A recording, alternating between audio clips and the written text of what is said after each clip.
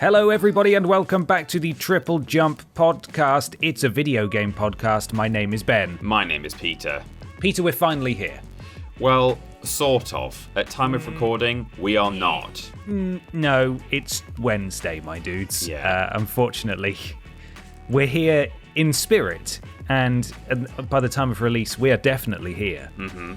But as it stands, because I've got Thursday and Friday booked off, and we normally record on a Thursday, and even if we did record on a Thursday, there's probably not a high likelihood that our PS5s would have A, arrived yet, or B, we would have had any time to play on them. Yeah. So next week we will talk all about our time with the next generation of consoles. 2 weeks after the PlayStation 5 released, at least somewhere in the world. Yeah. But yeah. How you doing? How you feeling? Doing good. I'm excited. Yeah. I think we're sort of getting to, there will be a bit of discussion about this later in the podcast because of questions that have been asked. But just as a little taster of my hot take, I'm not feeling like so Christmas Eve-y about it as some people are. Like I'm up for playing the new games, and I'm interested to see how they go. I'm less excited about the hardware itself than I used to be. You know, it used to be that like the new console itself would really excite me, but to me, like, the fun is in the game more than the hardware. I know obviously the hardware allows you to play a game, but you know what I'm really looking forward to is various things that we can expect on this console. But you know, some of them might not be out for weeks or months or next year. So therefore, I'm not specifically excited for console release day as much as I am for like certain games release day, if you see what I mean. But all the same, it represents that step closer to some stellar experiences, I'm sure. It does. And I suppose people who feel the same way as you, and yourself included, have sort of had your hand forced by the scarcity of these units, in that if you're not hugely excited for the console itself and it's more about the games for you, and a lot of those games aren't out yet, you don't really have the option to wait for those games to come out to get the PS5 or the Xbox Series X, because there might not still be any. You sort of just have to hop on the train. That's kind of true. I've felt the need that like I really better get one now, otherwise I might not get one till December or January or whenever. So yeah. What you should do is you should keep it in the box, right? Don't open it. And then every day do a tweet in a chain until you have to open it for a stream or whatever, and just say, day 2, still not opened it. And just see how many people get irrationally upset with you. God, imagine. Yeah. I don't think you'll have to imagine. I think it'll come thick and fast. Well, I mean, to be honest, even if it does come tomorrow, I can't say 100% for sure that I will actually have time to play it tomorrow. So maybe it will arrive tomorrow during the day, and I won't get to play it till Friday. So that alone, I'm sure, would upset some people. The notion that I've just got one sitting in my living room. You should do 12 hours. You should do a tweet. Do a tweet about it, and maybe do an update every 2 hours with just the box in different places. Maybe just tucked next to the toilet. Near the bins, left out on the doorstep. If you're feeling really brave, walk out into the middle of your road and just put it on the road, and then quickly run over to the pavement and take a photo and just say, hour 5, still not played it, and then quickly go pick it up before you're, shot or something. Yeah, sounds good. So many possibilities. This is a video game podcast, though. As you can actually tell, we were sort of on topic, even though we were mainly talking about photography there. Well done us. For a minute or so. We are sponsored each and every week by a fantastic sponsor, a completely original new company, video game adjacent company who would like to sponsor this podcast. We get a different sponsor each and every week, though. For some reason, we can't hold it down. I don't know why, but hey, that aside, we are still the home of cutting edge, exciting ads for brand new products or services coming soon, such as this week. We are sponsored by, what does it say here? The PlayStation 4. Oh, it's that's coming soon. Huge. Remember, That's a huge one. get yours booked now. Otherwise, I mean, I think they've already sold out. But, you know, if you do see one for sale, if someone's flipping one on eBay for $750, just buy it. Buy it soon. Just get it. That's a good quick. price. Man, it's so exciting. I'm really... Yeah, do you know what? All that stuff I said before about the next-gen console and not being, like, mad excited for it was all a lie. I'm really excited to play my PlayStation 4 tomorrow when it arrives in the post. Does it have any sort of information about points you've got to talk up? You know, like the USP of the PlayStation 4? What's so good about it? Why do we need to buy one? Talk me through its features. Apparently, it's got longer loading times than the Xbox Series X. Okay. It's got less cutting-edge hardware and launch titles. You know, they sort of, some of them feel like they were made, you know, nearly half a decade ago. But it's kind of, they're going for that vibe, that kind of retro vibe. Right.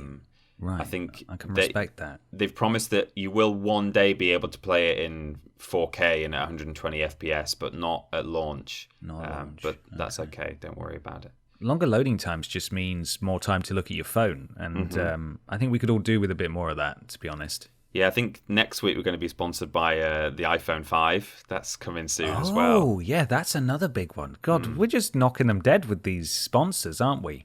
We are, but I'm about to knock you dead with a bit of truth in that that's not actually real at all. What? Oh, I got you good there.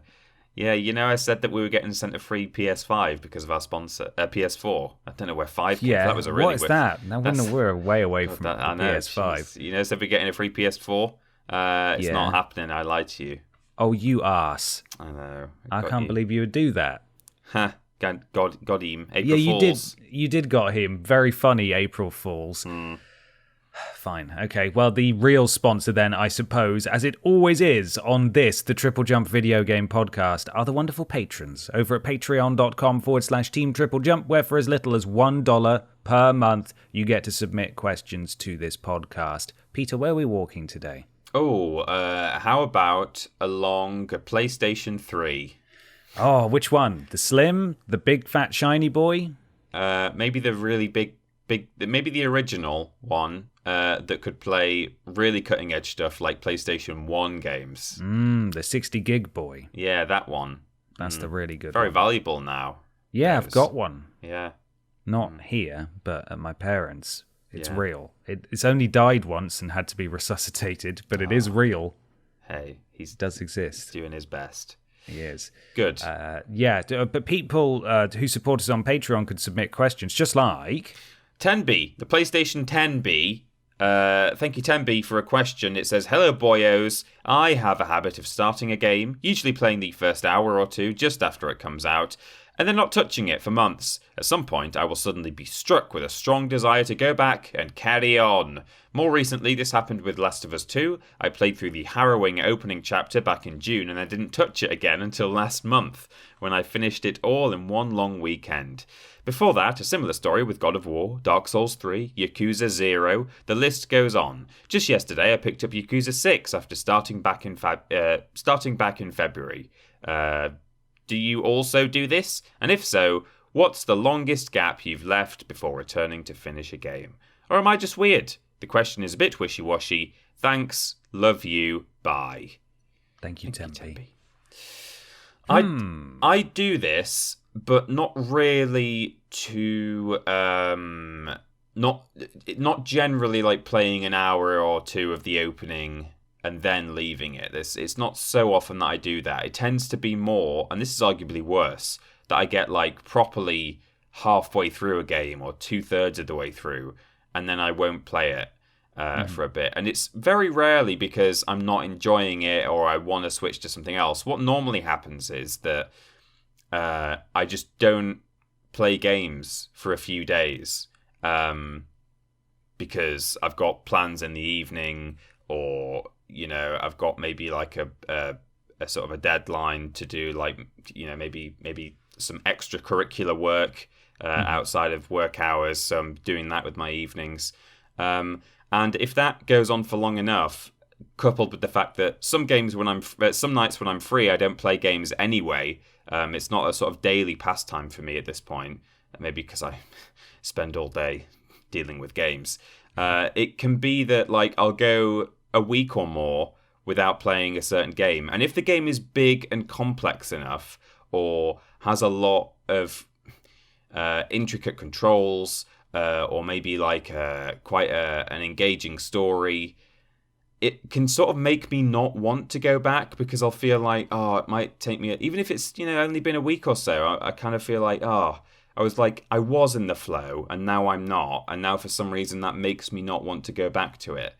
Even though I know that, like, after a week or two, I would probably still be able to pick it up and play it almost as well as I did when I put it down, and I'm sure I would remember exactly what had happened in the story, much like you do when you go a week between episodes of a TV show. But yeah, I think it's just something about me. I'm sort of wired that way, in that I'm like that in other areas of life as well, like with creative projects or things that I'm into fleetingly, and then I'll put it aside for a bit. Like, for example, I'll go through waves of being like, I really love Star Wars, and then I'll kind of not talk about Star Wars for like 2 months, and then I'll come back to it again, because in those 2 months I'm instead obsessing over like PS1 retro gaming, or castles, or whatever it is Tiny Peter does with his free time.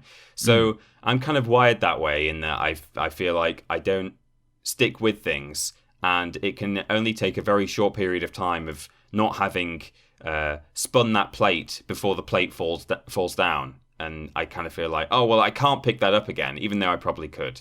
So yeah, it happens a lot to me, but not generally in the first hour or two. It's more like halfway through when I'm really in deep. Yeah. Fair enough. How about you? I can cite 3 examples that I can think of. Final Fantasy 13 was one that I was very excited for on PS3, and I bought that and I played it for maybe a dozen or so hours, and it was rubbish. And I didn't like it. I mean, that's a good reason to put something down, I think. It is, but I feel like Final Fantasy 13 was the first time I properly heard, because there was a real movement behind this game post-launch. It was the first time I properly heard it gets good after 50 hours or something. That's the first game I've really heard people shouting about that. Like, it gets really good. Like, it opens up. It's no longer just big, long corridors where you fight enemies. I remember. It really opens up. It gets good after like 40 or 50 hours. Seemed like a joke, but it wasn't. Yeah, so I think it came out, I think I was doing some kind of exams at school, maybe. And then I shelved it and I didn't touch it until I was at university. And then I thought, you know what? Flip it. I'm going to do it. I'm going to hop back in where I was, not remember anything. Yeah. And just forge ahead and see how far I can get. I got all the way to the final boss. And this was maybe 2 years after it had come out at that point. Got all the way to the final boss, and then I gave up because I couldn't beat the final boss, because I think my save was sort of locked, leading me into that fight. Or there was something, I think basically I'd reached a point of no return when I'd saved it, and all of my character builds, either my characters weren't strong enough, or my builds weren't right, or I didn't have the correct equipment and stuff, and I died to it a few times, and I thought, this didn't get any better after 40 or 50 hours. I resent having come back to it and stuck with it, and I will never finish this game. So I never finished it in the end. Another couple are Demon's Souls, which I bought on a friend's glowing recommendation. Never played a game like it before. This was shortly after it came out in 2000, and I want to say 9. And I died a lot, and I just couldn't wrap my head around what it was. My internet was so bad that I couldn't play online with anyone. So I was playing it on my own and just dying a lot. And then when Dark Souls came out, I felt the same way. Like, this is so exciting. Bought Dark Souls at launch, died a lot, didn't play online. Screw that. And then obviously I came back to both of those games about 2 or 3 years later and absolutely fell head over heels in love with them. Yeah. But at the time, I was like, nah, stupid, get out of here. It doesn't happen so much for me now, though.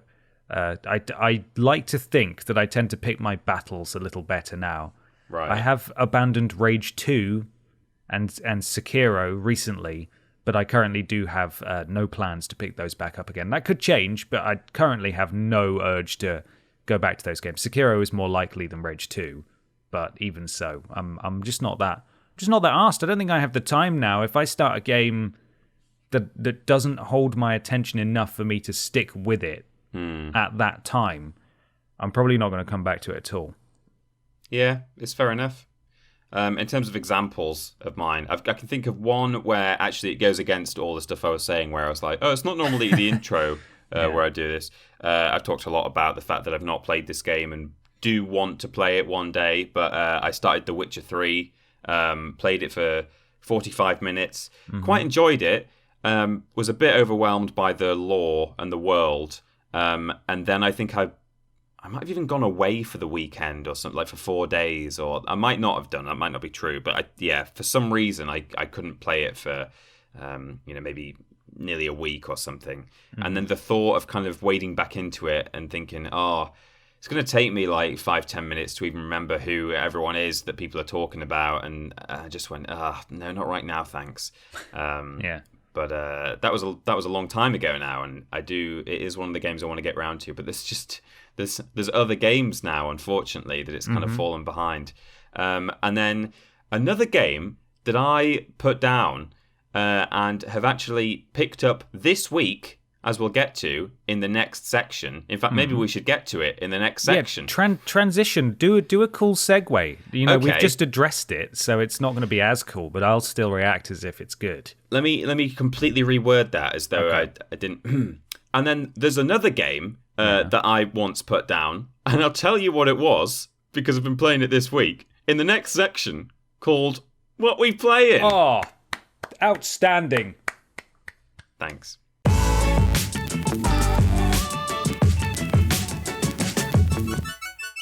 It's What We Play. I'm just itching my moustache, Peter. Sorry. That's okay. It's What We Play in time. It's where we talk about what we play in, and I suppose the moustaches that we're adjusting. What we itching. I'm just itching it again. I'm just redistributing my upper lip hair wealth. Yeah. Trickle down haironomics. Good.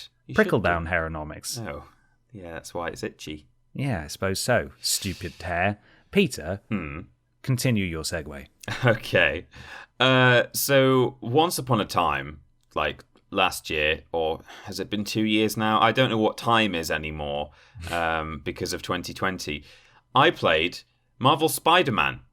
Oh, wow. Yeah, that would have been probably 2018. Yeah, it was 2018, wasn't it? And I really enjoyed it for so many reasons. But I didn't finish it because I wasn't having a great time at the time. I think in the past, when I've talked about the fact that I put Spider-Man down, I did give reasons like I kind of felt like I kept just getting into all these combat encounters, and I found it a little bit repetitive, some of the combat, and the enemies take a long time to go down if you've got it set on sort of normal mode.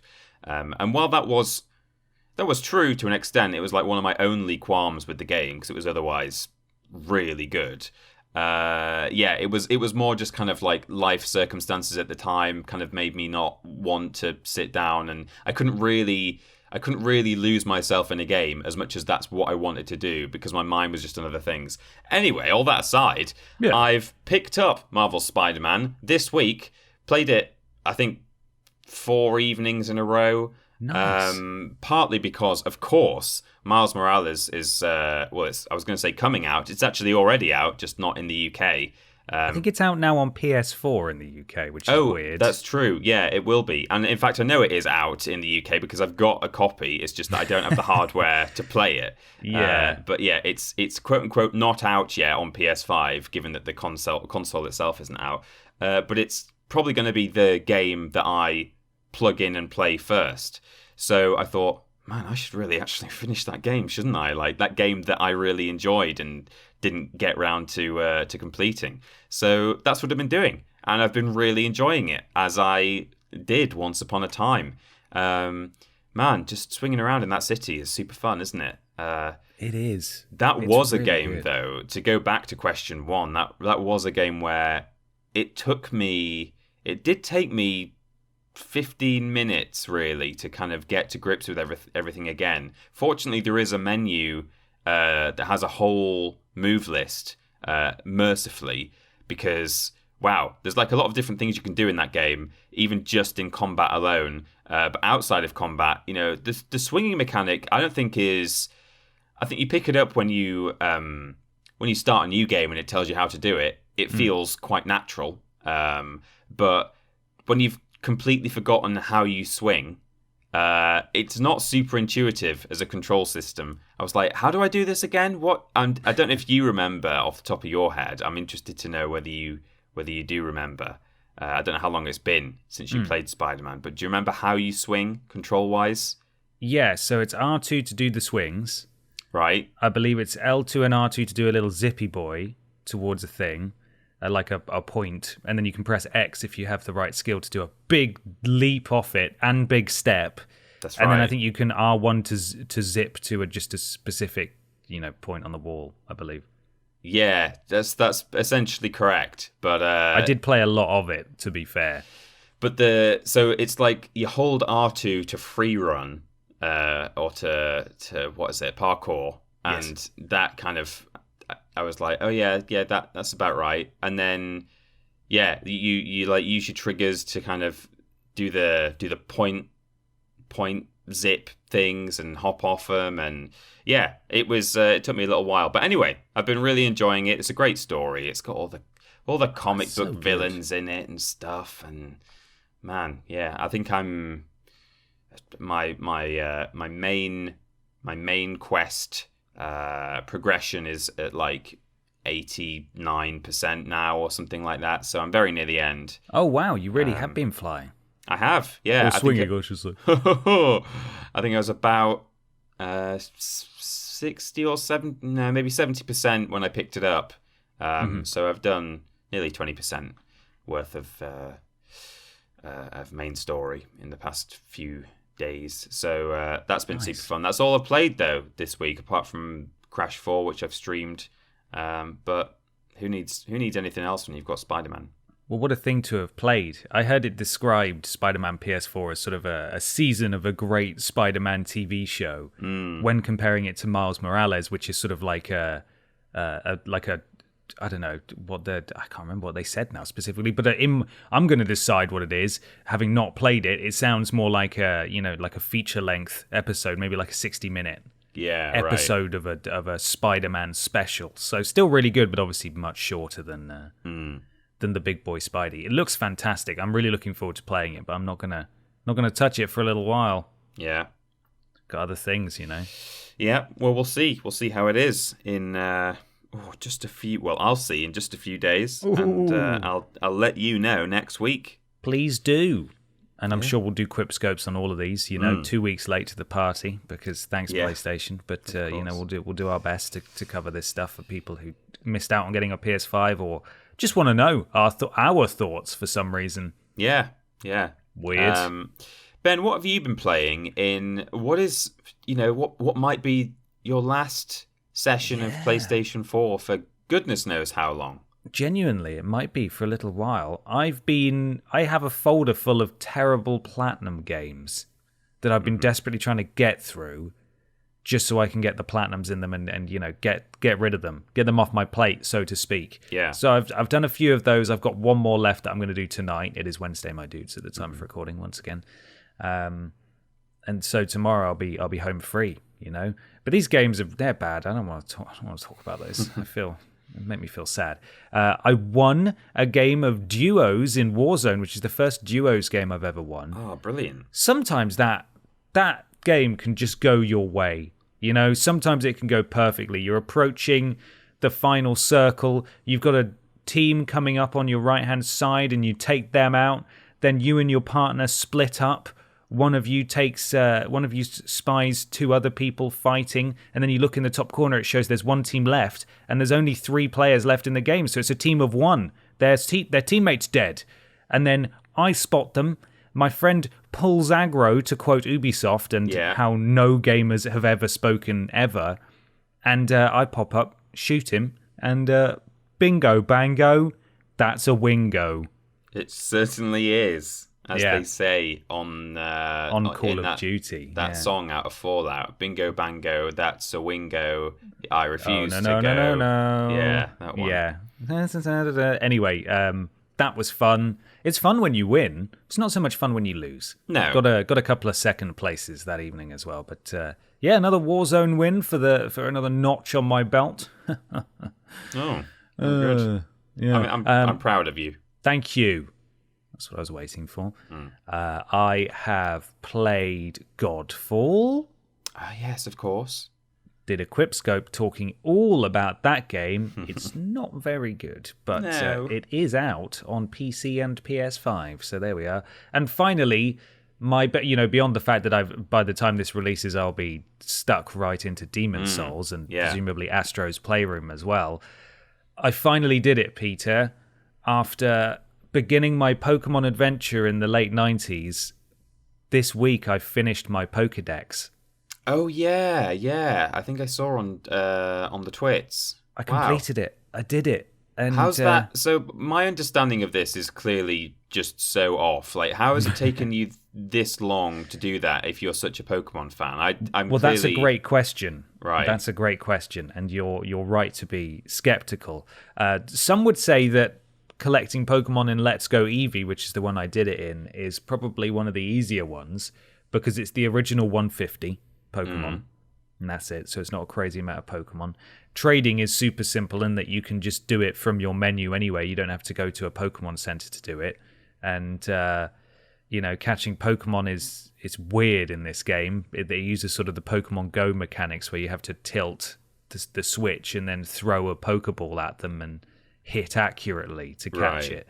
But there's no guarantee you'll get it. And it's a slightly, it's a bit of a twist on the traditional Pokemon formula. But the real answer is that I'm a chronic restarter of Pokemon games. And also my experience is I haven't really played much Pokemon over the last 15 or so years. I wasn't a fan of I didn't play it on Game Boy Advance. I played Pokemon Black and a bit of Pokemon Black 2 on the DS. I think I played Sun on the 3DS, but I didn't really know anyone else who had a copy, and I think trading was a little more involved perhaps in that, you needed to arrange online with a friend to do it. Yeah. Rather than just being there in person. I certainly couldn't be there in person with anyone. So it's just circumstance as much as anything else, because obviously specific Pokemon will be tied to specific versions of different Pokemon games. Mm-hmm. So you do need to trade to catch them all, but I've just never... the stars have never aligned. I got close in Pokemon Crystal once, and then the battery in it died, and I lost all my save data. Right. But apart from that, it's always just been, I'm going to start a new game, or... no one else I know is playing this game right now because it's 25 years old and I'm too old to be playing it, probably. Yeah, fair enough. So, this is it. I climbed the mountain. It happened. I did it. Fantastic. Well, I'm so pleased. Thank you. I'm proud. Well done. I'm proud. We're proud. All of us. The whole bus. I wonder if Robert Mansell is proud. I don't think so, but I'll answer his question anyway, I suppose. Okay, well, if you read the question, there might be a line in there that says, by the way, Ben, I'm really proud that you completed your Pokédex. But okay, we'll see. We'll see. Hey, guys, I'm really proud of you, Ben, for Oh, my God, there it is! Hope you're doing well during Lockdown 2 Electric Avenue. It's nearly over, it says. I'm currently rewatching all of the worst games ever videos for like the 4th time this year. I was wondering what you think the best game you've played is. Peter seemed impressed with Xena. And what one is truly worse than most? Ben shouts a lot during some of the games he plays and didn't seem to enjoy Rambo or Hulk Hogan's main event. Keep safe and much love to you both and the whole Walrus clan. The whole Dab. Walrus clan. Thank you, Robert. Thank you, Robert. It's a good question. It's also a terrible thing to do during lockdown too. 4 times, Electric Avenue. Imagine just sitting locked up and watching us for that long. Yeah. With probably very little actual social human interaction as well. Terrible. Man. But in answer to the question, I mean, Robert mentioned Xena in the question there. In terms of one of the best. So that kind of implies that he's talking about truly every worst games ever, going back to Clive Barker's Jericho in the What Culture days. Yes. Because Xena was a Vidiot's one, I believe. So to include the entire catalogue, I think Xena was actually relatively impressive for the time. Like, I've played objectively worse games on the PlayStation that I genuinely enjoy and sort of call like some of my I would call them like not necessarily my favorite games, but like a really good one. Like, for example, Gauntlet Legends is a hack and slash fantasy RPG, much like Xena sort of was, and in some ways is worse than that. In other ways not, but overall I think Xena was a good game. If I was limited to just TripleJump episodes, for those who might not be as aware of our back catalogue, I think of the games we've played since we came to TripleJump, although we had a lot of fun with it and took the mick, I thought Pirates of the Caribbean at World's End was actually sort of okay, really. Like, they did an alright job. There were jackanisms in it. And, you know, if you compare that to almost any other game we've played at TripleJump, there aren't really any others that are anywhere near as good as that. Almost all of them are either kind of good, bad, funny, bad, or genuinely terrible. Such as Robin Hood's Quest. Robin Hood Quest, yeah. I think, again, if limiting myself to TripleJump episodes is probably one of the worst games we've ever played, just because there was so little to it. It was just... And it looked really bad, and that wasn't even an emulator issue, I don't think. It was just the actual textures of the game were just dire. The one we played, the episode... I've got the list in front of me if you can't guess already. Yeah. The one we played after that was Demon Summoner. Yeah, I was about to say Demon Summoner. Vampire. That was also a very bad one. And to not limit myself to TripleJump, I would say maybe one of the worst games we've ever played was Santa Claus Saves the Earth. That was... Yes, that's another one I've got written down. Oh, yeah. I mean, people who are into their 2D side-scrollers might have got slightly more out of it than us, but I think whichever way you look at it, whatever you're into, it was just the worst. And the only other one I've got written down for, like, worst games ever is All-Star Water Sports. That one with the... Yes. With the surfing and the what else was there? There was like a jet ski sort of thing. Jet ski, and that was absolutely dire. Yeah, and nothing to it at all. Really bad. So there we go. Some bests and worsts as far as I'm concerned. What about you? Hulk Hogan's main event. Yeah.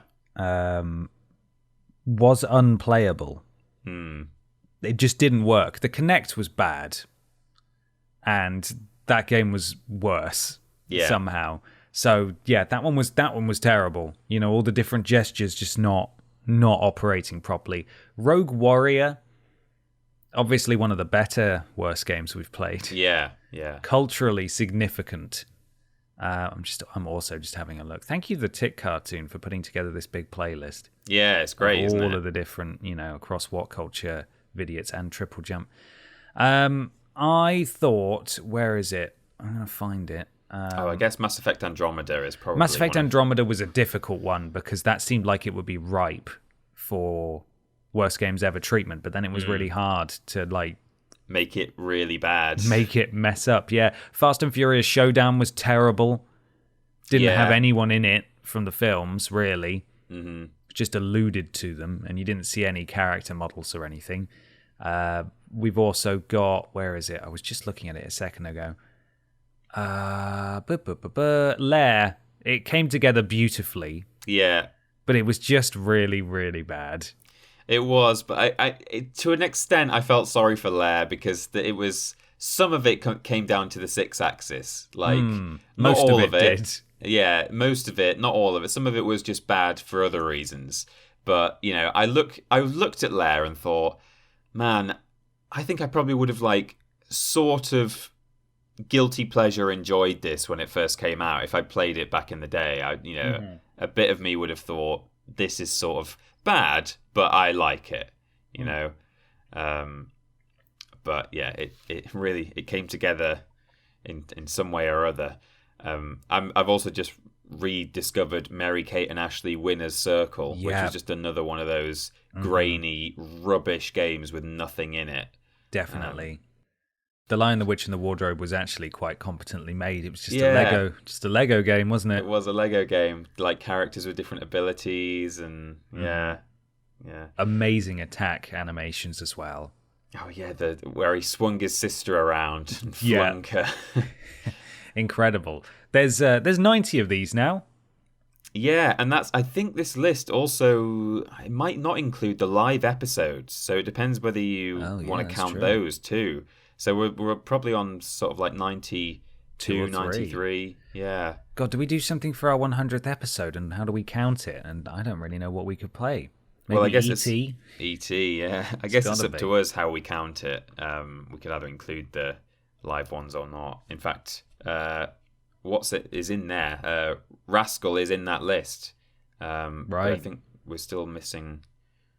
We did one when we launched TripleJump, didn't we? I don't think that's in there. I'm just checking 93, 94, 95, 96. Okay. We'll have to mark it on the on our schedule that we use, but it doesn't look like it'll happen until March at this rate. Okay. We're a little way off. There's no immediate rush. Well, there we go. Thank you for that question. Let's talk about something strange. Something unusual. Something weird. Weird news. Weird news.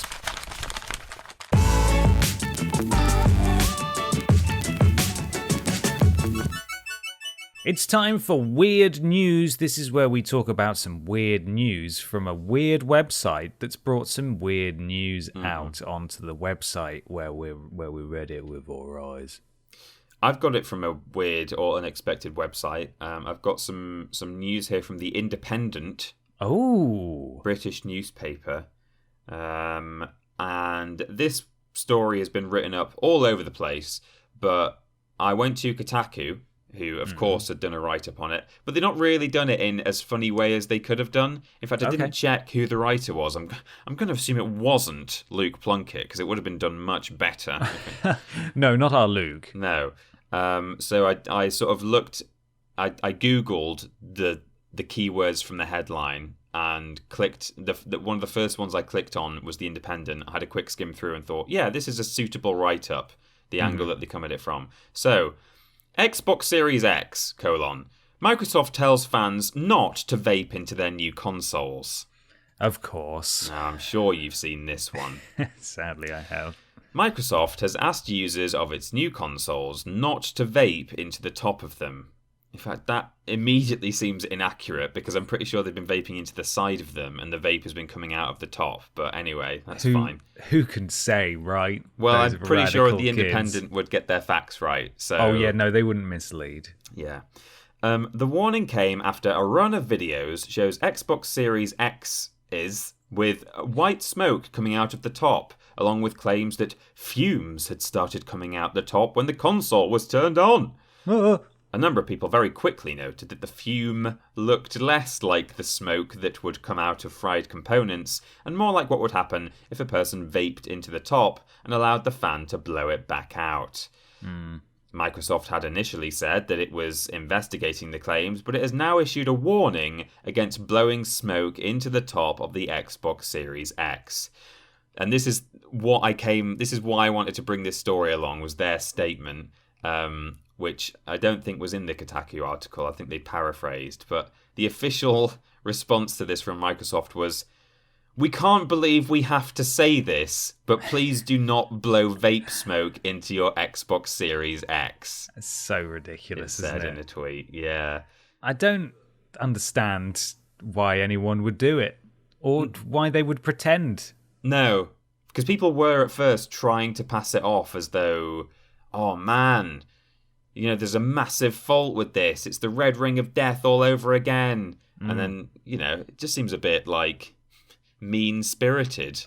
Oh, it is. It's absolutely mean-spirited. And for a lot of people, the damage was done. Like, when this first went viral, a lot of the replies were like, oh, it doesn't matter which console you've got. One I saw was, I'm a PS5 guy, but, like, it doesn't matter if you've got an Xbox. I really feel for people who have issues, when on day one and stuff. Like, lots of people taking it at face value because that is the, an educated eye could tell you that's clearly bollocks. Yeah. But this is the problem with, in particular, Facebook. But social media in general is misinformation is spread so quickly by people who don't spend a second fact-checking what they're looking at. Yeah. And so, God, I feel for Microsoft. They responded in, I think, the best way possible because they shouldn't take this seriously because it's absurd. But at the same time, their hand was forced because, this stuff spreads really fast and not even from a, look at what this idiot did vaping into their console, but more from a, oh my God, all the Xboxes are blowing up, Yeah. No, it's irresponsible and it's kind of, it's sabotage of a company, but because it's just some idiot on the internet, you can't really get in trouble for it. But if, obviously they never would, but if Sony released an image saying, guys, I wouldn't buy an Xbox if I were you, look what we've just discovered with the one that we got, then that would be, they'd be brought in front of a judge for it, I think. But because it's just some doofus on the internet, it's fine, apparently. Some real dingbat. Yeah. Microsoft did not indicate, The Independent says, whether or how vaping into the console would break it, but given that the holes in the top are intended to allow components inside to expel heat into the air, it's possible that any vapor from an e-cigarette would find its way onto the internal parts of the console and potentially damage them. Oh my God. Yeah. Thanks, Independent, for that important extra information. Don't spit in your electronics. Yeah. By the way, don't put your Xbox in the bath because Microsoft haven't indicated whether or how that would break it, but there's a good chance that water might get to the internal components. Yeah, and it's really clean already, so it's just you're wasting your time. Yeah, don't go scrubbing your hard drive. It should be fine. Just stick to the lakes and the rivers that you're used to. Absolutely. Right. Yeah. Wow, that is weird and stupid people. It is, and yeah, that's it. The rest is just fluff so they can put 3 more ads into the. Of course, yeah. Well, the paragraphs. I bet you read it for free, didn't you? Well, I'm just on my phone, so yeah. I can see the ads. Okay, I'll let you off. You've exceeded your free articles for this week. Yeah, well, I will if I read another one. They'll give me a big yellow banner. I'll get you. How dare you? Support journalism.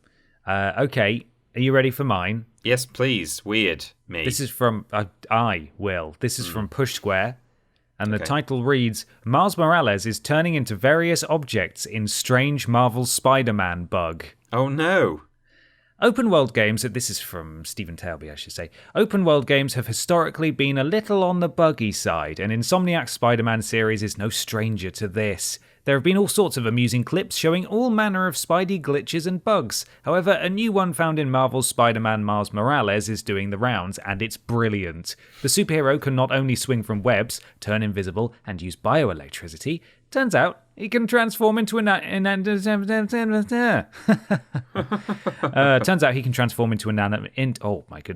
transform into inanimate objects too. That was a tough one. You made it. We first heard about this from artist Rob Sheridan, who found Miles had turned into a brick after colliding with a wall. Would you like to see him? Yes, I'd love to. This has completely passed me by, and I love it. There we go. As you can see from the clip, he's able to play perfectly fine, save for the fact that the wall crawler has been swapped out for a brick. Oh, wow. The tweet has obviously drawn a lot of attention, but this isn't the only case of the error documented online. It's like Prop Hunt. It is, it really is. Surf Reddit and you're sure to find lots of other examples. We found plenty. Check out the links to see Spider-Man turned into a box, a dumpster, a stool, a splash of milk. and one report that tells of a refrigerator, beer bottle, and ketchup bottle. In all cases, it's just a bizarre model swap, and gameplay seems to be uninhibited. Oh, he's leaving a trail. He's leaving a brick-shaped trail in the snow. That's amazing. It is amazing, isn't it? We're sure Insomniac will get on top of this pretty glaring bug soon, but for now, it's hilarious. The real loser here, though, is Rob Sheridan himself, who has shared a mobile phone footage of instead of his pressing TV the share screen. button. I Instead know. of pressing the share button. It's so easy nowadays. I see so many people do that. I follow a few people on Twitter who take photos of their PS4 screen. It's like, what are you doing? What are you doing? I get it if it freezes up and you can't, but like that's not a glitch. Yeah, it's not like that. There is a comment here under this article saying it's all a ploy by Insomniac that the Spider-Verse is far more expansive than we thought. Spider-Brick hails from the construction universe, where he fights to defend new build cities, classical architecture from villains like Cementor and the Glasser. Wonderful. He was bitten by some radioactive rubble. Bitten by a brick. Wow. So yeah, there we go. Here he is as a box. Oh wow. Okay, I'm gonna try and send you this one because him as a box is also. There's just the endless MGS game that we always wanted. Endless enjoyment there. Oh, there he is. But there we go. That's the weirdest thing I've seen this week. Definitely. That's like the Alan, please add details, isn't it? I think that was a crate. Yeah, of, the crate. Like, yeah. Did it have fish in it or something? Yeah. Amazing. Wow. So there we are. That's my weird news. Well, I hope that happens to me. That's a bug I can get behind. Yeah, I hope it's still in there. I hope they put it in as an Easter egg in future games as well. Like there's a specific point on the map, like a GTA game. Where if you do a specific thing in a very hidden corner of the map, you'll turn into a brick until the next cutscene or something. Do you think if I swing into, say, and this isn't a spoiler because I don't know who's in it, if I swing into, say, Scorpion hard enough, I will get to play as Scorpion and use his, like, stinger and that'd be cool. Crawl on the walls like a scorpion. That would be fun, being able to crawl on the walls in a Spider-Man game. That'd be pretty wild. Can you even imagine? Yeah. I do like how it happened, though. I collided with a wall and became Spider-Brick. That's all it took. Yeah. He hit it so hard. Just became a brick. Yeah. Amazing. Right, let's I've got another question. Yeah, this is from Brian Carhill, who says, "Hello again, lads. Is there any movie franchise you think deserves a great game? I'd love a new Die Hard game. I wasn't a huge fan of the trilogy game on PS1. P.S. My name is pronounced Carhill as opposed to Cahill. Cheers." Well, sorry, Brian. Right. Sorry, Brian. I've sort of got an answer here that I think if you ignore the fact that there's already a perfectly good, or probably two perfectly good series that stand in place of this, I think it could be a good answer. I would have loved, or would maybe still love, if there was a really good Indiana Jones video game series. There have been Indiana Jones games in the past. There were a couple on PS2, which were actually okay, but they were just a bit gimmicky and stuff. But I think that series should translate so well, and I'd love to see a current gen, or at time of recording, next gen version of an Indiana Jones game. Of course, we've already got Uncharted and Tomb Raider, so it kind of falls down there. So yeah, I'm not totally sure about that, but yeah, I think Indiana Jones should be a really good video game series, and it isn't yet. And maybe when they do Indy 5, which God is apparently still happening. Can't maybe wait. That'll make them think, hey, we should do. I don't think they ever will. They're never going to do that, but you never know. You do never know. What about you? Well, it'd be really nice to get a good MCU game. Yeah. A Marvel Cinematic Universe game, or even, hell, a good Star Wars game would be nice as well. I was going to say that, but it just seemed like an obvious Peter to answer, so I didn't say it. No, it's fine. I got you. Yeah. I would love a video game based on either The Raid or Dread, the Carl Urban film. Which The Raid is amazing. If people haven't seen it, it's absolutely flipping brilliant. And both of those films basically all take place within one tower block of flats. So Dread obviously is very futuristic, and there's basically in both films there's a crime organization that operates out of all of it, and the film is essentially them fighting their way to the top to get to the baddie. Okay. And I think that would work really well as a game. Being what's the term that I'm looking for? Harbored and like protected maybe by some of the poorer residents who have nowhere else to live, but they're good people. And then you've got to just, like a beat 'em up, like a super crazy beat 'em up like Yakuza. Yeah. And then you go further and further up, and there's like a boss on each level, and then when you get to the top, it just gets more and more insane as you go. And I think either under the pretense of being a martial artist or just being Judge Dredd, I think both would work very well, and I'd like to see those as video games. I'll tell you what I miss, though, and I know they sort of exist again now. Telltale games. Yeah, sorry, the inflection there, I thought you were going to say more. But yeah, Telltale games. I do. Yeah. I miss them. Their games were wonky, and their engine was bad, but I liked the fact that they tackled a lot of properties that were unexpected. And I know they didn't always just do movies, but they could have taken on a lot of things and really done a great job with them. I'd actually prefer, most of the time I'd prefer not to have a game of a movie. I think there's a lot of TV shows I'd rather have games of, especially from an episodic standpoint. Like I'd love a The Boys Telltale series. That would be bloomin' brilliant, I think. I'd love it.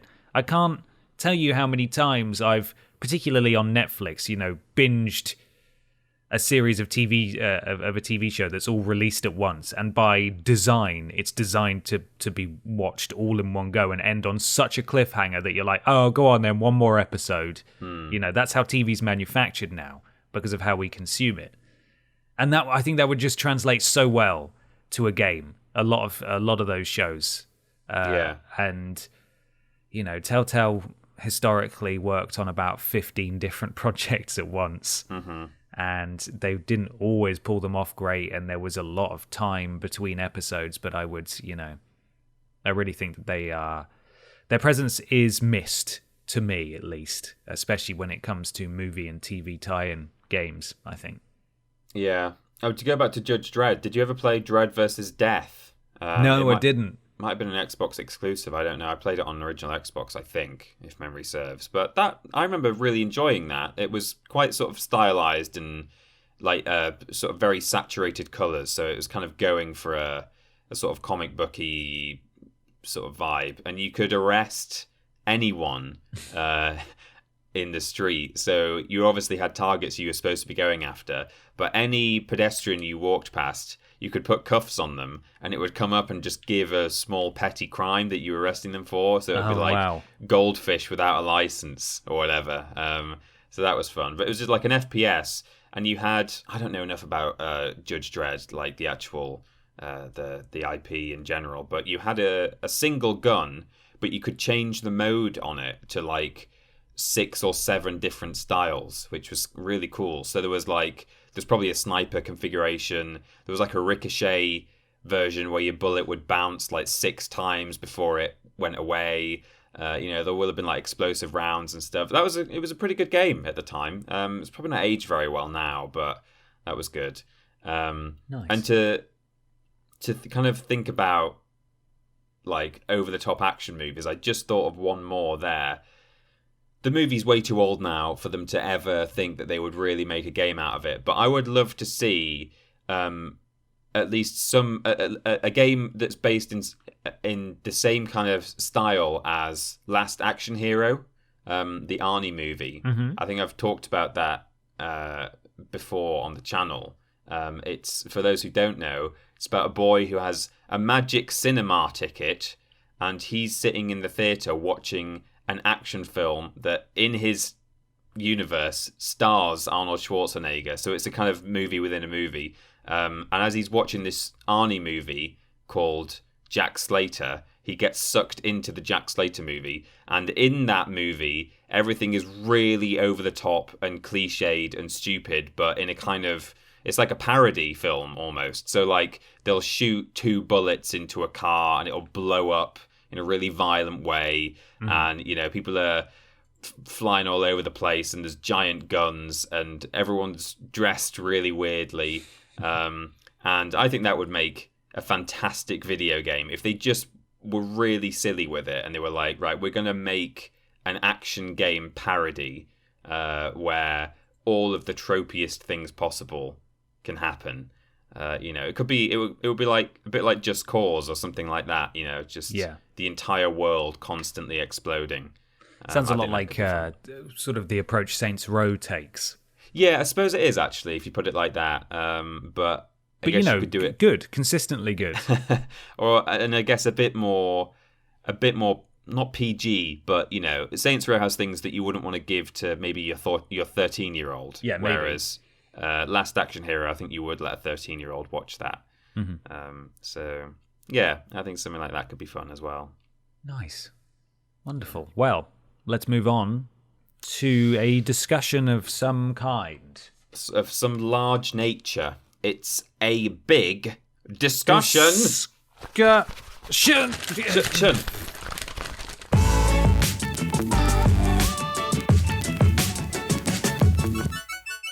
It's big discussion time. Welcome to the big discussion. This big discussion comes from David Lever. Lever? I don't even know. Hey guys. Don't touch me. What? Don't touch me. Don't touch me. Mate, don't, I'm okay. Leave it out. Don't touch me. Continue, please. Yeah, anyway. Hey guys, hope you're good in these #unprecedented times. All being well, I'll be getting my PS5 on launch day UK. I've never had a Sony console before, and it's quite daunting having a whole new ecosystem of games to explore. When you're faced with an overwhelming raft of games, do you prefer to go for something more chill or puzzly, e.g. Bug Snacks, or just jump straight into something intense, e.g. The Last of Us, or play a mix? I will be taking notes. Keep up the good work, David. Thank you, David.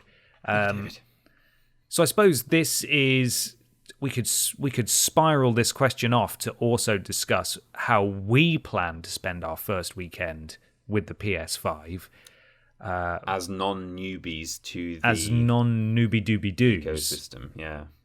But first, let's advise Dafed about how he should go about it because he's never played it before. He's going to get the PlayStation Plus collection, which will have about 20 games in it, many of them top-notch PS4 exclusives. I forgot all about that as well. God, I've got a lot to play now. I can play God of War at last. Exactly. And then, you know, the PS5 has got a very, very strong launch from a first-party perspective. There's at least four big games in there, from Miles to Demon's Souls to... Sackboy, and you've got Astro's Playroom. You know, there's a number of things in there. Valhalla, not first party, but you know, in terms of ingratiating yourself and hopping into a new ecosystem, as David says, there's a lot to choose from just on the PS5 alone. But then he's got all this other stuff that he can play for the first time too. What does he do? Where does he go? Well, to an extent, I can relate to David in that I came to the PS4 several years in. So I had a 360 in the PS3 days. Before that, I'd been PS1, PS2. Then I had a 360. And then when the PS4/Xbox One first came out, I didn't get either for a little while. Because I was a student. Too busy being radical. Yeah, just going out and doing stuff. You nerds? No. Whoa, I come on wasn't. now. I think I was probably just playing Xbox. I can't remember what I did before I got my PS4, actually. PC gaming, maybe. But anyway, yeah, a couple of years in, I got a PS4. And so, although it wasn't my first time to Sony, generally speaking, it had been a long time. And I was coming into this console that already had it had several big hitters to play. And I was like, oh man, what do I do? And I had PS3 games to catch up on. And for me, I absolutely jumped straight into like the major players kind of thing. I didn't start. I didn't go off playing some of the smaller things, the bug snacks equivalents. I played Uncharted 4? Well, not Uncharted 4 straight away. You lent me your Drake collection.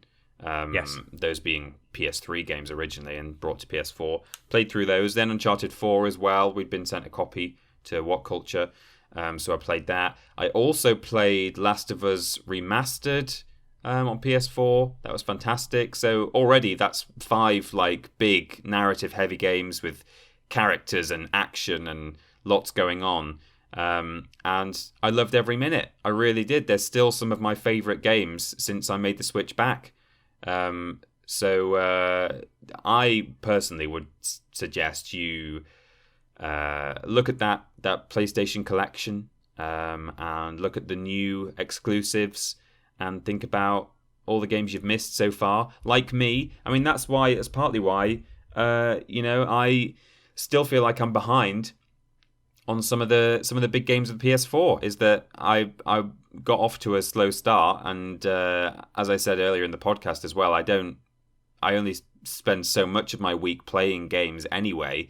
So as I say, I've still got God of War to play as well, and I'm looking forward to doing that on PS5 because that's an absolute must play. The only reason I've not played it is because I've felt like, wow, that's a time sink, and I know I'm going to enjoy it, but I want to have the time to do it. And now I kind of feel like I do. I'm really looking forward to playing what was many people's best game of the year. So I suggest you jump straight in and play some big ones. Absolutely. A lot of these games as well, especially the exclusives. I know Days Gone has had it, and Horizon Zero Dawn. I haven't looked into it specifically, but I'd be surprised if God of War hasn't had it as well, in that they're being patched to, so they don't just run via backwards compatibility and are therefore just better on PS5. They're actually being patched to properly, be enhanced on PS5. So they'll be worth experiencing on the new console for sure. Just to quickly run through these games, because they've added more now to the lineup. There's Batman Arkham Knight, Battlefield 1, Bloodborne, Call of Duty Black Ops 3 Zombies Chronicles, Crash Bandicoot N. Sane Trilogy, Days Gone, Detroit Become Human, Fallout 4, Final Fantasy 15, God of War, Infamous Second Son, The Last Guardian, The Last of Us Remastered, Monster Hunter World, Mortal Kombat X, Persona 5, Ratchet and Clank, the rebooty one, Resident Evil 7 Biohazard, Uncharted 4 A Thief's End, and Until Dawn. You get all of those if you boot it up on your PS5 and go to the tab I think you just go to a tab on the PlayStation Store. And as long as you're sub to PlayStation Plus, which you probably will be if you're going to play online, you get access to all of those. And that is incredible value. It's not Game Pass, but that is such incredible value for anybody who's new to the ecosystem and even people who are already in it. I own a lot of those games physically. I don't own them digitally, so I'll gladly, add them to my library. Yeah, absolutely. I get how it can be massively overwhelming. Where do you begin? Where do you start? I would suggest, because you're getting, a PS5, I'd suggest you start with a PS5 game. The way I'm doing it, because I want all of the games at launch. I want to play all of them. I want to play Call of Duty. I want to play Demon's Souls. I want to play Spider-Man. I want to play Sackboy. I want to play Astro's Playroom. Realistically and financially, I'm not going to have the time or the money for that. So I'm picking one, and I'm going to stick with one until I'm finished with it. And that, of course, is Demon's Souls. And we'll get on to what our plans are in a second. But that is how I would go about it. Some people can multitask and sort of play 3 or 4 games at once, but I can't do that. And I don't want to do that because I want to give the game that I'm playing, especially if it's new and I've been looking forward to it for a long time, I want to give it my undivided attention. So I would suggest having a look at those PS Plus collection games and also the launch games for the PS5. I would mainly suggest you go for a PS5 game over those ones, just so you can get the most out of your new system. And then just pick one and just go through it and then move on to the next one. Yeah. As for whether you want to play something simple or quite serious, well, unfortunately on PlayStation, a lot of the first-party IPs are quite serious, which is why maybe the best place to start would be Astro's Playroom. It's built into the console. I know David is a Nintendo fan, based on conversations we've had with him in the past. And I've heard a lot of people describe Astro's Playroom as the most Nintendo-like game PlayStation have ever made. Yeah. Because it just celebrates PlayStation history, and it's full of whimsy and colour and fun, and it sounds brilliant. So that might be a good place to start, and it's free, and it's on the console, so maybe start there. And Sackboy would be the other obvious contender for a less serious, less intense, sprawling first-party thing. Yeah. Definitely. But what about you, Peter? When you get your box, and after you've taken photos of it in the road, what are you going to do with it? I'm still debating whether I immediately jump into Spider. I think ultimately that is what I'm going to do, jump into Miles Morales. But I'm also really intrigued actually by Astro's Playroom 5 because I hear that it's kind of designed around the new controller. And the new technology in general, I guess. But I'm really intrigued by this new controller, and I would quite like to play a game that is going to give me immediate examples of like here's how the new like vibration-y stuff works, and like the haptic feedback and the triggers that resist you and things like that. I don't know to what extent they're going to be utilized in games that are also playable on PS5, for example, or are they're non-exclusive to Sony, so they're maybe playable on Xbox as well. And I want to see what this trigger technology is like and so on. And they might not have implemented stuff like that into the PS5 versions of certain games. They may well have done. They may have said, oh, well, on this PS5 build, we'll also add this in. But maybe not. So that's the only quandary in my mind is whether I hop into that first. I'm sure it won't take long, so that's why I'm tempted to maybe just quickly get that out of the way. But I'm with you in that I can't really multitask and play a couple of games in parallel. So I think maybe a bit of Astro hopefully won't take me too long. And then over the weekend, first game will be Miles Morales. And yeah, I agree. I'm not going to play anything else until I finish that. And I've actually got Valhalla. I've got a copy of that physical already waiting for me as well.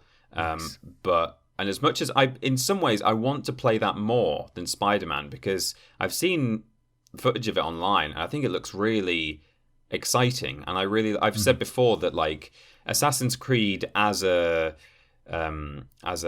franchise doesn't always grab me. The only reason I ever pick up Assassin's Creed games is based on the time zone or location that it's in. Like, I don't play it for Assassin's Creed. I play it for the setting. The setting, in this case, Viking, Scandinavia, and Britain. And that seems really intriguing to me. But the reason why I'm actually going to play Spider-Man before I play that is because I feel like I've got myself a PS5.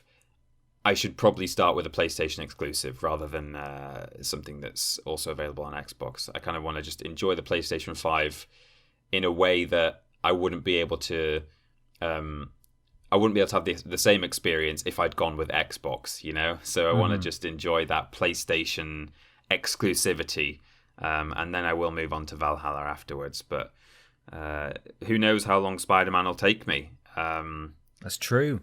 Are you looking forward to going to Jorvik? I am, yeah. That of course being Viking York.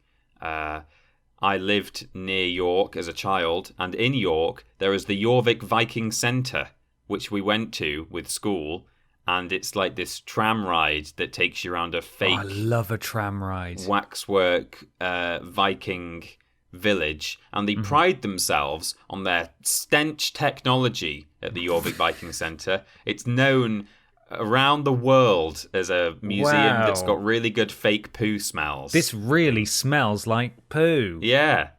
So that's the one thing I'll be missing when maybe I should have got it on Xbox, and I could have got a special vape flavour. Oh yeah. That smells of plops. And just leave the toilet door open. Yeah, okay, I'll do that. That sounds good. That's fine. Is Amy prepped? Does she know, or that you're going to be immovable for a couple of days, or is it just sort of, are you just like, it's no big deal, casual thing, I'll play for a few hours and then, go about my Sunday? It's a bit of a mixture of that. I think Sunday I probably am going to be playing a lot of PS5. On Saturday we've already got plans for the afternoon, so I'll play a bit in the morning before we go out and play it in the evening. But I've compromised. It's we're getting Sunday married. Sunday is Peter's day. You've compromised. You're getting married, so you get to play PS5. Yeah, that's not quite what I meant, but maybe that's a Freudian slip. But no, given that we're getting married, I feel like we have to compromise, and so we're enjoying a Saturday together,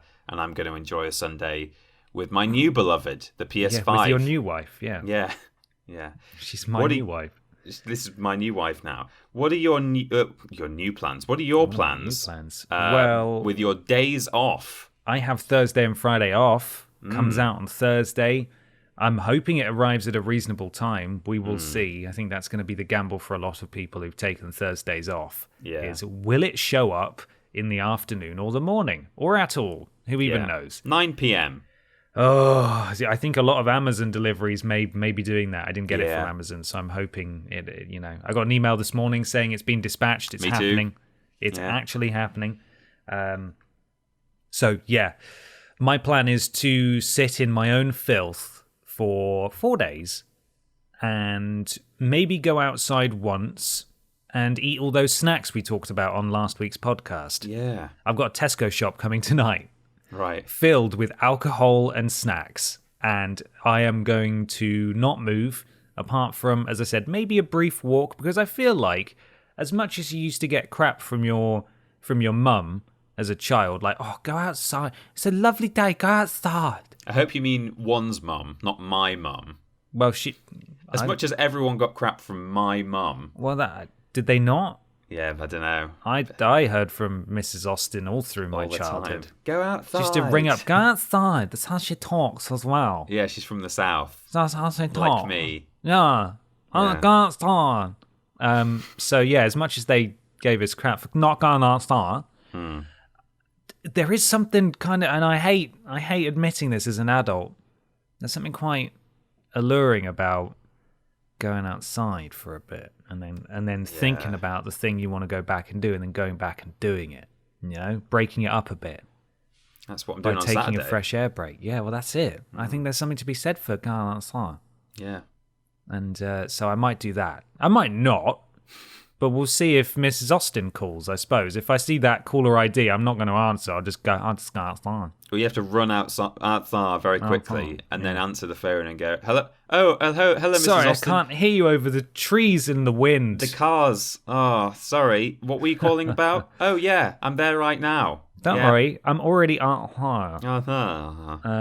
But yeah, that's my plan. Not to move, to play as much Demon's Souls as possible, and maybe a tiny bit of Astro's Playroom. AstroTurf, yeah, because Peter's going to have Spidey. I'm going to have Demons. We've both got Astro Boy. Yeah. The beloved anime.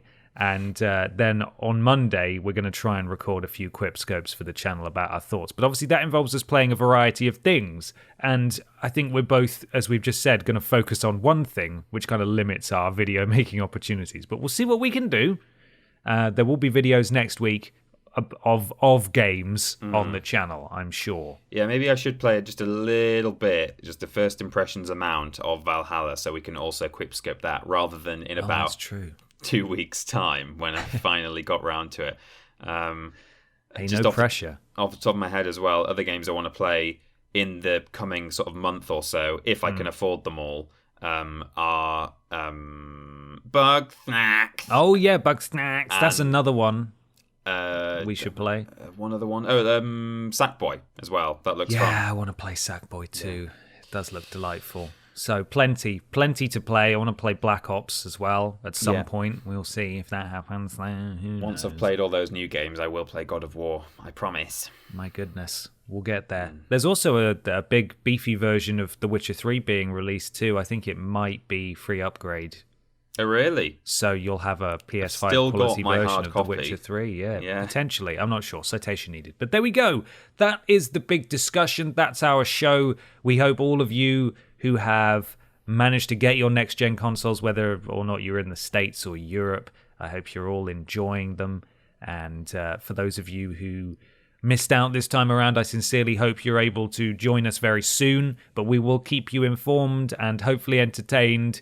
And I hope this hasn't been too hard to listen to two idiots being very excited about getting theirs. But there we are. Peter, where can people tell us just how much of an idiot we are, how much of idiots we are? What? On youtube.com and twitch.tv/Team TripleJump, where we will be doing content pertaining to our PlayStation 5s. You can go there and watch our videos and streams. And when we're streaming, we're modded by Lord Brotovich, Cecil Prumps, Madstadactyl, and Trowling Badger, who will stop you being so mean to us, so that they can have a monopoly on being mean to us and say the worst possible things. That's it. We've got social media as well that you can troll us on, which is twitter.com and facebook.com/Team TripleJump. Luke Eldon will protect us from you on Facebook, but Twitter is an open forum and you can just be as abusive as you... No, don't do that then. I'm only joking. Don't be mean. We've got a Patreon. We've got a Patron. We've got a Patron. We've got more than one patron over at patreon.com/Team TripleJump. Lots of rewards there available. There's all sorts of exclusive merch. You can get Worst Games Ever 2 days early. You can ask questions on this podcast. We've got a special Discord room, and we can do a Discord call with you at the end of the month. There's all kinds of things. That Discord is available at bit.ly/Team TripleJump to patrons and non-patrons alike. And it's modded by Jack and Joe. The podcast, if you are watching on YouTube, is available in audio form at play.acast.com/s/TripleJump. The website is triplej.mup, that's ju.mp, and triplej.mup/shop will take you to our store, where there's our merch available to purchase. New merch coming soon. We don't have a date yet, I don't think, but it's coming. We've been saying for a few weeks now that it's coming, and it's still coming. So keep an eye out and an ear out. It really is, though. Yeah, it's exciting. I'm really looking forward to people seeing it. And finally, triplej.mup/VODs will take you to our VODs channel, where all of our VODs get uploaded, and Pat Fenn, our good friend, will do editing of weekly highlights. That's it. Editings of. He will do editings. Yeah. So you can go and check out the best bits and the worst bits of the week on his editings. He does put together a highlights package for each, the worst bits as well. Of the week. So go watch those. You can follow Peter on Instagram and Twitter at @PeterAustin, and myself just on Twitter at @confused_dude. We do lists every Tuesday and Thursday, streams every Monday, Thursday, Friday, and Sunday. What? Whoa, hang on. Thursday being the joint stream on YouTube, Monday, Friday, and Sunday being solo streams on Twitch. I'll get to that in a second. Worst Games Ever is fortnightly. Fridays for patrons, Sunday for everyone else. It's not a Worst Games Ever week this week. Podcast is every Saturday. We do shows one every other week. Please leave a review on iTunes or your platform of choice. It helps something to do with Al Gore's rhythms. So, it'd be big times. It'd be big times currently. We have now released the PS5 and Series X launch games ranked from worst to best videos. Those are out. You can watch those. There's also the amazing Games of the Generation, the 20 Games of the Generation video that James worked so very hard on writing and editing together. That's also up. This week, there's a What It Means to Me. That should be out right now with Ashley Roboto, who's a lovely Twitch streamer who was very kind to come on and tell us all about one of her favourite ever games. You can go watch that now, hopefully. At the time of recording, it's ready, but we just got to get it sorted. So I'm assuming that went out fine on Friday. If not, that's coming soon. Whoops. So, Sunday. You may have noticed we got another stream slot now. Yeah, and that's because Cultaholic's boldest boy... Andrew Hodgkinson is now going to be streaming on TripleJump for a few weeks. Absolutely right. Yeah. And it's excellent news. He's a good boy. He's the best boy. He's one of the best boys. He's delightful, and we're thrilled to have him. He's going to be streaming some Assassin's Creed Valhalla on PS5 on Sundays from 4 until 6 p.m. We've got him for a few weeks. He's on loan from Cultaholic FC. We've got him till the end of the season. I believe we have him until about Christmas time. So if you want an additional stream to tune into, you can. That's going to be Sundays 4 until 6 p.m. Because of how it falls as well, Andrew's streams won't be included in that week's highlight packages for the Pat edits. It'll be the following week. Editing, sorry, because Pat edits over the weekend, so it just misses out on that. But he will be included too. The VODs will go up on the channel, and you can see a lovely boy stream on our TripleJump Twitch channel doing Assassin's Creed Valhalla-ings. So please go support him.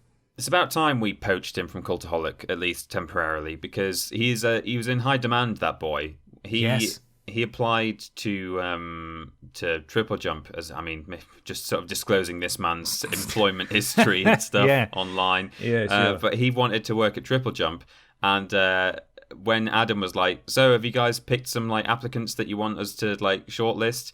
I said, "Oh, this Andrew guy looks really good. He's done a really good application." And Adam was like, "Oh yeah, he's off limits. We've already got him for Cultaholic because he applied there too."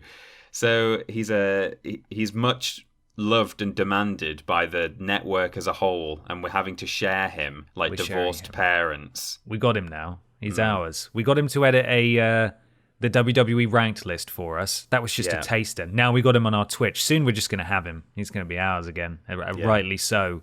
But temporarily, at least, he will be on our Twitch channel. How do you feel about having a fellow Yorkshireman on as well? That's got to be exciting for you. That's the kind of thing you take an immense amount of pride in and stay up late thinking about. I can actually understand what he's saying. I've got I have a live the YouTube auto transcription service where it just generates captions to sort of 96% accuracy and occasionally puts like swear words in there when you weren't saying that at all. I've got that activated constantly for everyone else who ever works with this channel. But oh wow, I'll be able to just chat with him about, oh man, that big Sainsbury's in Harrogate. You've been there. You know that how's your Eki thumb, right? Yeah. How is it? Have you gone to the GP? Still Eki? Yeah. Maybe put a plaster on it or something. That's not antibiotics. Put Anyway, a whip it on it. And Andrew will be streaming with us on Sundays 4 till 6, so please go see him. As I said earlier, there'll be plenty of Quipscopes out in the coming week or so of next-gen games. The Quipscope for Godfall is out now, and you can go and watch that and find out my full thoughts about it. And there we are. That's it. We got to the end of the show. Big week. In a run of several big weeks. We will see you again next time. But just before we go, Peter, what's the sponsor again? Thank you so much to Sony for reaching out to us personally and sending us a free PlayStation 4. Wow. The brand new, cutting edge, super exciting console. Wow. It's a real honor. I feel honored. Thank you. Thank you, PlayStation 4. Right, we're going to go. Look after yourselves, everyone. We'll see you next time. Bye. Bye for now. Bye.